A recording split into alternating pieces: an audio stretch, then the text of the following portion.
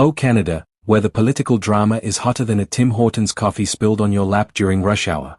Welcome back to Canadian Insights, and if you're new here, buckle up because we're about to dive into the electric vehicle mandate that's got more holes in it than Swiss cheese at a mouse convention. Pierre Poilievre just sat down with Brian Lilley for an exclusive year-end interview, and let me tell you, he held absolutely nothing back. The Conservative leader basically took the Liberal EV mandate, looked it dead in the eye, and said, "Not today, Satan." So grab your double-double, settle in, and let's talk about why Poilievre thinks this whole electric vehicle mandate is about as useful as a screen door on a submarine. Now before we get into the juicy details of what Poilievre actually said, let's set the stage here.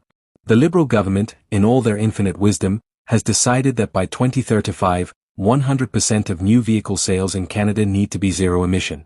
That's right, folks, they've essentially put an expiration date on your good old gas-guzzling pickup truck. It's like your mom telling you that from now on, dinner will only be kale smoothies, except this time mom is the federal government and the kale smoothie costs $50,000 and might leave you stranded in minus 40-degree weather in Saskatchewan. But hey, at least you'll be saving the planet, right? Wrong.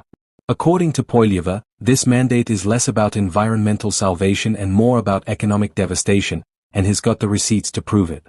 During this interview with Brian Lilley, Poilievre didn't just dip his toe into the criticism pool, he cannonballed right into the deep end. He's arguing that this EV mandate is fundamentally disconnected from Canadian reality. And look, I'm not saying the Liberals are out of touch, but they're so out of touch they probably think Alunai is a new indie band playing at the Drake Hotel. Poilievre points out that the vast majority of Canadians simply cannot afford these electric vehicles. We're talking about a country where the average person is already choosing between heating and eating, where grocery bills have skyrocketed faster than a hockey puck in an NHL slapshot, and where housing costs have made the concept of homeownership feel like a distant fairy tale. And now the government wants to mandate that everyone buy vehicles that cost significantly more than traditional options? It's like telling someone drowning that they need to buy a yacht to solve their problems. But wait, there's more. Because Poilievre doesn't just stop at affordability. Oh no, he goes full throttle into the practicality argument, and this is where things get really interesting. Canada, as you may have noticed if you've ever lived here, gets cold.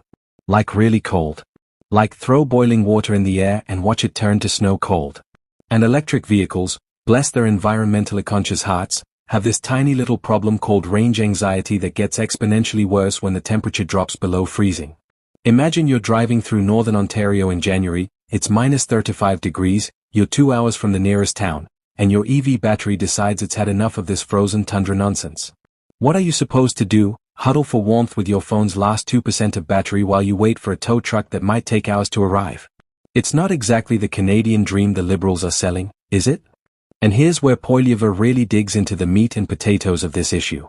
He's pointing out that this mandate isn't just inconvenient, it's potentially dangerous for rural Canadians. We're not talking about someone in downtown Toronto who can walk 3 blocks to find a charging station and grab an overpriced latte while they wait. We're talking about farmers, miners, loggers, and indigenous communities in remote areas where the nearest charging infrastructure is basically a mythical creature like Bigfoot or affordable housing in Vancouver. These are the people who depend on reliable vehicles for their livelihoods and sometimes their survival.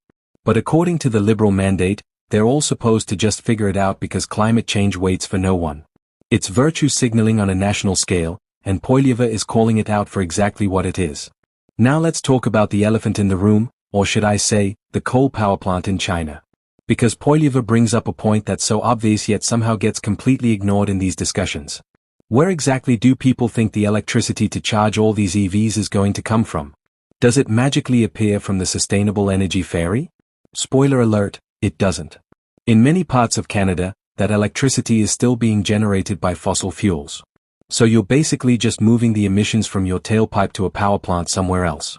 It's like cleaning your room by shoving everything under the bed and calling it a day. Sure, it looks better on the surface, but you haven't actually solved the problem. And don't even get Poilievre started on the mining required for EV batteries.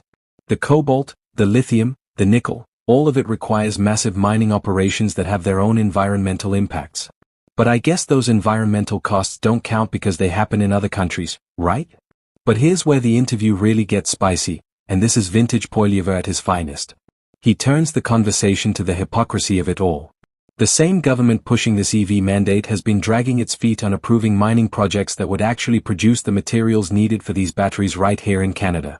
We've got some of the world's largest lithium deposits, we've got nickel, we've got cobalt, and yet the approval process for new mines makes building the pyramids look like a weekend DIY project. So the Liberals want us all driving electric vehicles, but they don't want the messy business of actually extracting the materials needed to build those vehicles happening in their own backyard. It's the political equivalent of wanting to eat the omelette but being morally opposed to breaking eggs. Poilievre is essentially saying if you're going to force Canadians down this road, at least have the infrastructure and the resources in place to make it viable. But no, that would require actual planning and foresight, which apparently is too much to ask. And let's not forget about the used car market, because Poilievre certainly didn't.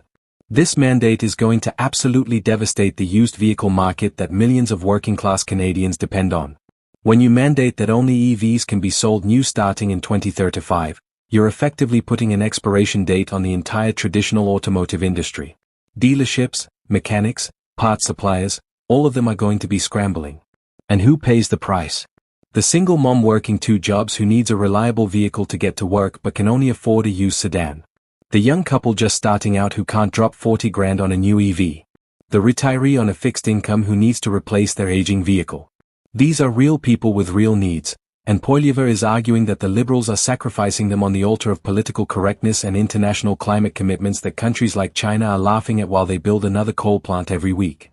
The interview also touches on what Poilievre sees as the alternative approach, and this is where you can really see the philosophical difference between the Conservatives and the Liberals. Instead of mandates and top-down government control, Poilievre is advocating for technology and market-driven solutions. Let the technology evolve, let the market respond to consumer demand, and focus on removing barriers rather than creating them.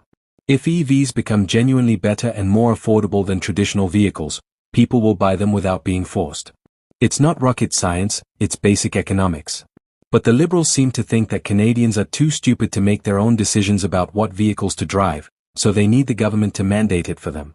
It's paternalistic, it's condescending, and according to Poilievre, it's completely unnecessary.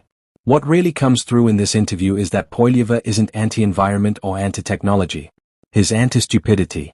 He's against policies that sound great in a United Nations conference room but fall apart the moment they meet Canadian reality. He's against virtue signaling that makes politicians feel good while making ordinary Canadians live harder.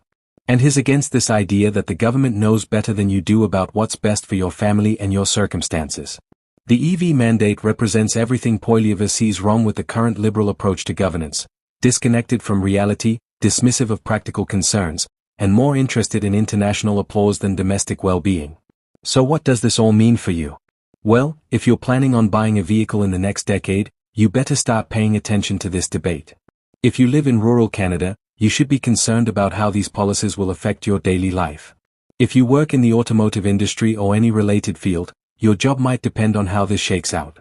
And if you're just a regular Canadian trying to make ends meet, you should be asking yourself whether you want a government that mandates your choices or one that trusts you to make them yourself.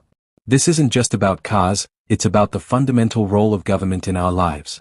If you found this breakdown helpful, make sure you're subscribed to Canadian Insights because we're bringing you multiple videos every single day breaking down the political circus that is Canadian politics.